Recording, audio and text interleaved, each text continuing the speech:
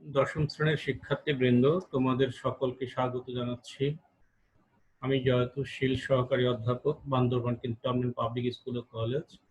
প্রাণপ্রিয় শিক্ষার্থীবৃন্দ, যে টপিকটা নিয়ে আজকে আমি কথা বলবো, জীববিজ্ঞান বিষয় অধ্যায় ৮, রেচন প্রক্রিয়া, প্রসেস অফ এক্সক্রিশন, সেখান থেকে kidney failure, dialysis and transplantation. দেখো কিভাবে স্লাইডগুলো সাজিয়েছি। বৃক্ক বিকল, ডায়ালাইসিস ও প্রতিস্থাপন, রেনাল ফেইলিউর, ডায়ালাইসিস এবং ট্রান্সপ্লান্টেশন, প্রতিস্থাপন। রেনাল ফেইলিউরটা আমরা একটু পড়ি স্লাইডটা, তারপরে কথা বলি। নেফ্রাইটিস, তোমরা জানো কিডনি বা বৃক্ষের গঠন এবং কাজের একক হলো নেফ্রাইটিস। এই বানানটা একটু লক্ষ্য করো, কয়ে সংযুক্ত ক, ক্ষীয় নয়, ক্ষীয় হলে বৃক্ষ, আর সে বৃক্ষ হলো ট্রি। আর এটা একটু সাইলেন্টলি, একটু মডারেটলি উচ্চারণ করো, বৃক্ষ। হ্যাঁ, এই বৃক্ষের মানে বিকল হলে কি করতে হবে, তারপর ডায়ালাইসিস কিভাবে করব, এবং প্রতিস্থাপন বা বৃক্ষটা বিকল কিভাবে হয়। নেফ্রাইটিস, কিডনি বা বৃক্ষের গঠন এবং কাজের একক হলো নেফ্রন। সেই নেফ্রনের যে কোনো সমস্যা, প্রদাহ, জ্বালা যন্ত্রণা, ব্যথা বা ফুলে যাওয়া, গরম হয়ে যাওয়া, এগুলো হচ্ছে নেফ্রাইটিস। প্রদাহ, সোজা কথা, নেফ্রনের প্রদাহ। ডায়াবেটিস, উচ্চ রক্তচাপ, কিডনিতে পাথর ইত্যাদি কারণে কিডনি ধীরে ধীরে বিকল হয়ে যায়। ধীরে ধীরে বিকল হওয়া ক্রনিক যেটা, এবং আকস্মিক সারপ্রাইজিংলি যেটা হয় অ্যাকিউট বিকল। আকস্মিক কিডনি অকেজো বা বিকল হওয়ার কারণগুলো হলো কিছু ঔষধের পার্শ্ব প্রতিক্রিয়া, সাইড ইফেক্ট যেটাকে বলা হয়, মারাত্মক ডায়রিয়া এবং অতিরিক্ত রক্তক্ষরণ। এ সকল কারণে আকস্মিক বা সারপ্রাইজিংলি অ্যাকিউট যেটাকে আমরা বলে থাকি অ্যাকিউট রেনাল ফেইলিউর। আর এটা হচ্ছে ধীরে ধীরে যেটা হয় সেটা হচ্ছে ক্রনিক রেনাল ফেইলিউর। এটি বিকল হলে মূত্রের পরিমাণ কমে যাবে, রক্তে ক্রিয়েটিনিন, এটা ক্রিওটিনিন নয়, আকারটা হবে না। এটা তোমাদের টেক্সট বুক থেকে স্ন্যাপশট নিয়ে, পিডিএফ ভার্সন থেকে স্ন্যাপশট নিয়ে দিয়েছে, তাই আমি এটা কারেকশন করতে পারিনি। এটা ক্রিয়েটিনিন হবে, ও নয় একার, ক্রিয়েটিনিন বৃদ্ধি পাবে। তখন রক্তের বর্জ্য দ্রব্যাদি অপসারণের জন্য নির্দিষ্ট সময় পর পর রোগীকে ডায়ালাইসিস করা হয়। আসলে ডায়ালাইসিসটা কি? ডায়ালাইসিসটা হলো, একটু খেয়াল করবে, আমাদের দেহে দুজোড়া কিডনি বা বৃক্ক আছে। সেই দুজোড়া আমার জানা মতে একটি বৃক্ষ মানে কি অ্যাক্টিভেট, সক্রিয় থাকে, কাজ করে, ফাংশনাল থাকে, তা কাজ করে। তার মানে কি, রক্তটাকে পরিশোধনের মাধ্যমে নাইট্রোজেন জাতীয় বর্জ্যটা দেহ থেকে বের করার ব্যবস্থা করে থাকে। আরেকটি বৃক্ষ বা কিডনি যেটা রিজার্ভ থাকে, সেটা সক্রিয় থাকে না, তবে সেটা মানে কাজ করতে পারবে, সক্ষম। বাট একটা কিডনি কাজ করে, বাকিটা স্টোরেজ মানে স্টোরড, রিজার্ভেশনে থাকে।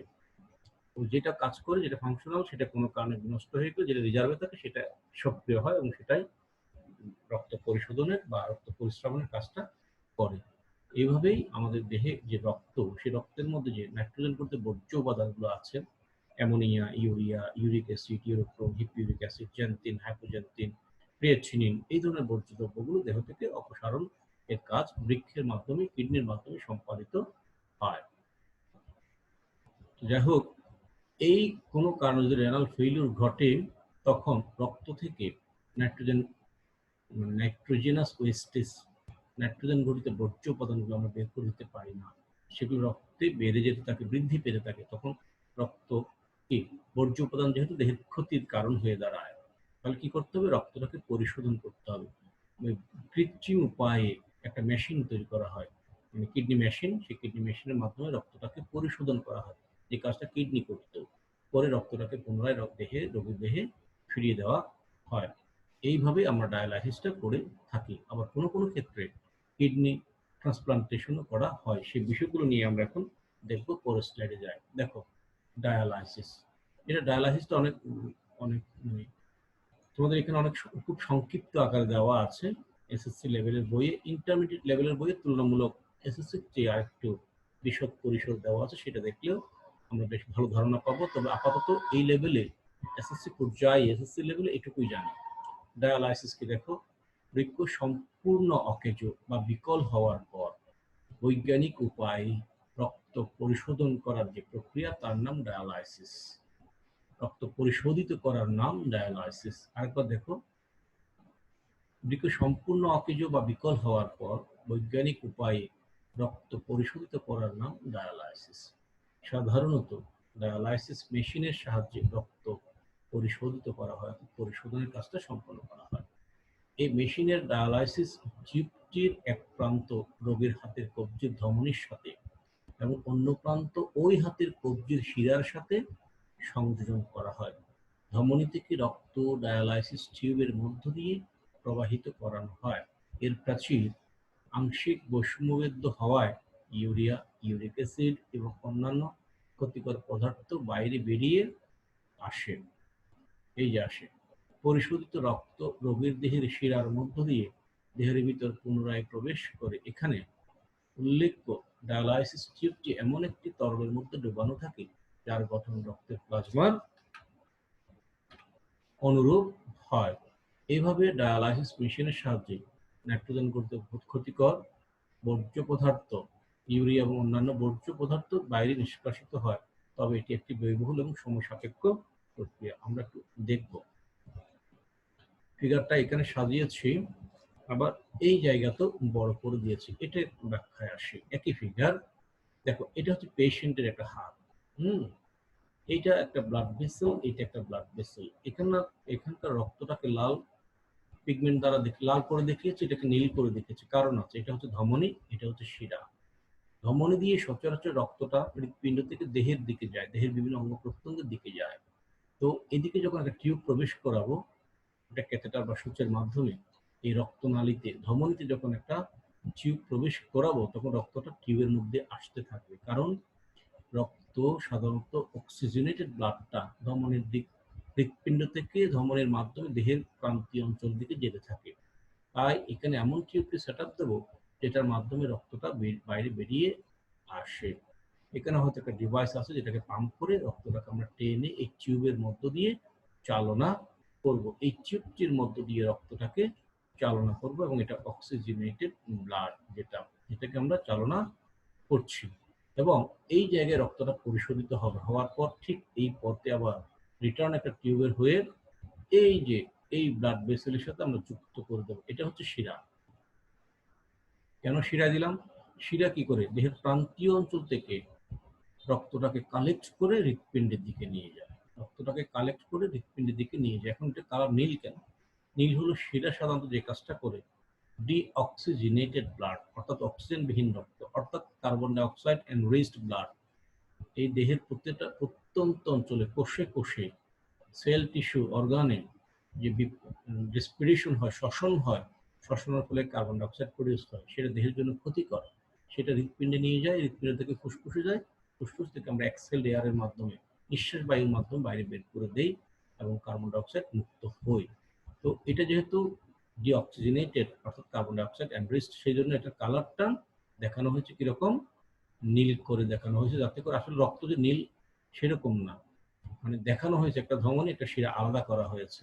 তবে শিরার রক্তটা তুলনামূলক হালকা লাল, ধমনীর রক্তটা তুলনামূলক হালকা লাল, আর শিরার রক্তটা তুলনামূলক গাঢ় লাল হয়ে থাকে। কার্বন ডাই অক্সাইড এনরিচড ব্লাডটা একটু গাঢ় লাল হয়ে থাকে। যাক, এই গেল। তার মানে বৃক্ক যে কাজটা করতো, কিডনি যে কাজটা করতো, সেই কাজটা আমরা এই মেশিনের সাহায্যে করছি। কিভাবে? বডি থেকে রক্তটাকে বাইরে বের করে আনছি এবং মেশিনের মধ্যে দিয়ে চালনা করে এটাকে পরিশ্রুত করে আবার পিউরিফিকেশনের মাধ্যমে রক্তটাকে ফিরিয়ে দিচ্ছি। বর্জ্য পদার্থ এই ব্যাগের মধ্যে থেকে যাচ্ছে। এইটা একটা ব্যাগ, এই ব্যাগের মধ্যে এক ধরনের দ্রবণ আছে। দ্রবণটা প্লাজমা বা রক্তরসের অনুরূপ উপাদান দিয়ে তৈরি করা হয়, টেম্পারেচারটাও কন্ট্রোল করা হয়। বাট এই ব্যাগের ভিতর দিয়ে এই টিউবটা চালনা করা হয়, সেই টিউবের ভিতর দিয়ে রক্তটা যায়। সেই রক্তটা যাওয়ার সময় রক্তটা যেহেতু তরল, অবশ্যই রক্ত তরল যোজক কলা, এবং এই যে এখানকার এর উপাদানটাও তরল। এই তরলের মধ্যে আবার একটা মিলও থাকে, রক্তের প্লাজমার অনুরূপ করে এটা বানানো হয় কৃত্রিম উপায়ে। এটাকে বলা হয় ডায়ালাইসিস অর্থাৎ ডায়ালাইসেট বলে এক শব্দে। তখন এইটা থেকে ক্ষতিকর উপাদানগুলো ব্যাপন প্রক্রিয়া, এই পর্দাটা, এই টিউবের পর্দাটা হচ্ছে বৈষম্যবেদ্য। এটার সমস্ত উপাদান বেরোবে না, যেগুলো ক্ষতিকর সেই উপাদানগুলো এই ডায়ালাইসেটে ব্যাপিত হবে, অর্থাৎ এখান থেকে এইটার ছিদ্র দিয়ে ব্যাপিত হয়ে ডায়ালাইসেটে গিয়ে জমা হবে। ডায়ালাইসিসটা এমন যে ক্ষতিকর উপাদানটা আমরা বের করে নিতে চাই রক্ত থেকে, সেই ক্ষতিকর উপাদানটা এখানে থাকবে না। সেই ক্ষতিকর উপাদানটা এই রক্তে বেশি, এই ডায়ালাইসিসে কম, যার কারণে এখান থেকে ক্ষতিকর উপাদানটা ব্যাপিত হয়ে এই বৈষম্যবদ্ধ পর্দার ছিদ্রের মধ্য দিয়ে ব্যাপিত হয়ে ডায়ালাইসিস অর্থাৎ ডায়ালাইসিস ফ্লুইডে চলে যাবে। তার মানে এই তরলটা ক্ষতিকর উপাদান দ্বারা ভরে যাবে, সমৃদ্ধ হবে, এবং সেই ক্ষতিকর উপাদান সমেত সহ প্রিভিয়াস ডায়ালাইসিসটা এই পথে এসে এই একটা কন্টেইনারে জমা হবে। আবার এই কন্টেইনার থেকে প্রতিনিয়ত ফ্রেশ মানে ডায়ালাইসেট বা ডায়ালাইসিস ফ্লুইড সরবরাহ অব্যাহত রাখা হবে। এইভাবে করে এই রক্তটা এই টিউবের মধ্য দিয়ে, টিউবের ভেতর দিয়ে একটা ব্যাগ, এই ব্যাগের ভিতর দিয়ে চালিত করা হয়। তখন এই রক্ত থেকে বর্জ্য উপাদানটা ব্যাপন প্রক্রিয়ায় এই ফ্লুইডে জমা হয়। এইভাবে রক্ত এদিকে এইখানে আস্তে আস্তে পরিশোধন প্রক্রিয়াটা সম্পন্ন হয় এবং সেই পিউরিফাইড পরিশোধিত রক্তটা, ফিল্টার্ড ব্লাডটা আবার এই শিরার মাধ্যমে হৃৎপিণ্ডে যায়। হৃৎপিণ্ডে গিয়ে সেখানে আবার অক্সিজেনেটেড হবে এবং সেটা আবার ধমনির মাধ্যমে দেহের বিভিন্ন অংশে পৌঁছাবে। এইভাবে রক্ত সরবরাহ অব্যাহত থাকে, ছাঁকন প্রক্রিয়াটা অব্যাহত রাখা হয় কৃত্রিম উপায়ে, বৈজ্ঞানিক উপায়ে। এটাই হলো ডায়ালাইসিস। তবে এখানে খুব সংক্ষেপে বলা হয়েছে ডায়ালাইসিসের আরো কিছু প্রকার আছে। এখানে একটা প্রকারের কথা বলা আছে, একটা হলো হিমোডায়ালাইসিস আর একটা পেরিটোনিয়াল ডায়ালাইসিস। যাক, সেদিকে আমি যাবো না, এগুলো ইন্টারমিডিয়েটের বিষয়। আপাতত এটুকু ধারণা তুমি রাখলেই চলবে। অর্থাৎ কিডনি যে কাজটা করতো, বৃক্ক যে কাজটা করতো, মেশিন সে কাজটা করেছে। এটা একটা সায়েন্টিফিক মেথড, এটা একটা আর্টিফিশিয়াল মেথড। এটাই হলো ডায়ালাইসিস। আশা করি বুঝছো।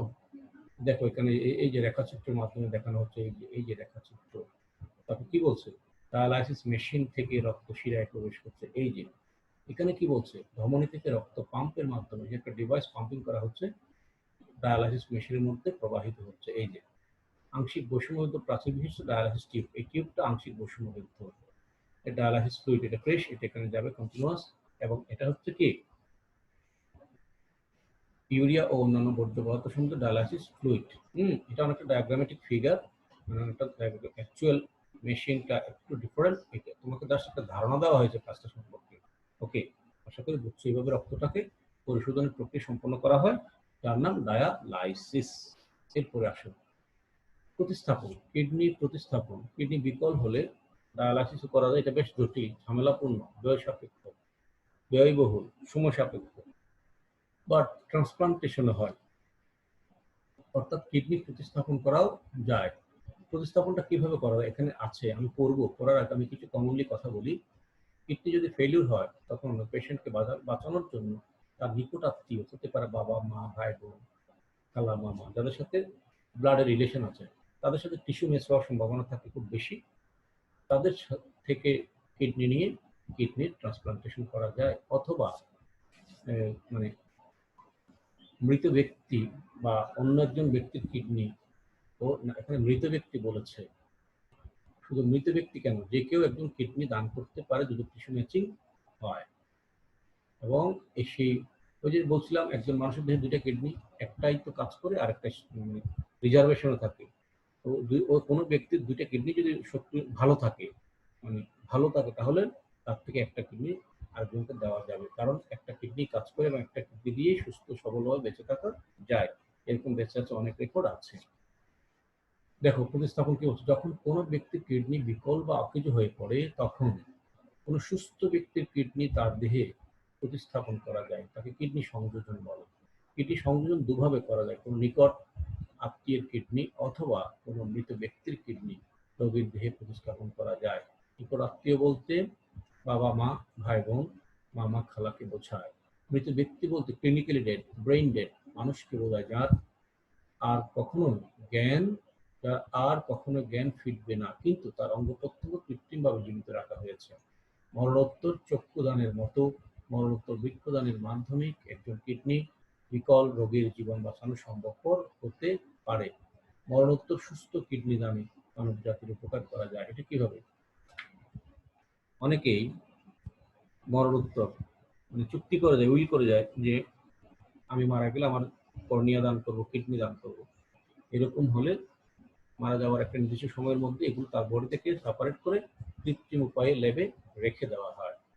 বিভিন্ন হাসপাতালে, বিভিন্ন পরীক্ষাগারে, হ্যাঁ, কিডনি ব্যাংকে রেখে দেওয়া হয় এবং পরবর্তীতে সেটা চাহিদা মাফিক প্রয়োজন অনুসারে অন্য একজনের দেহে সংযোজন করা যাবে যদি টিস্যু ম্যাচ করে।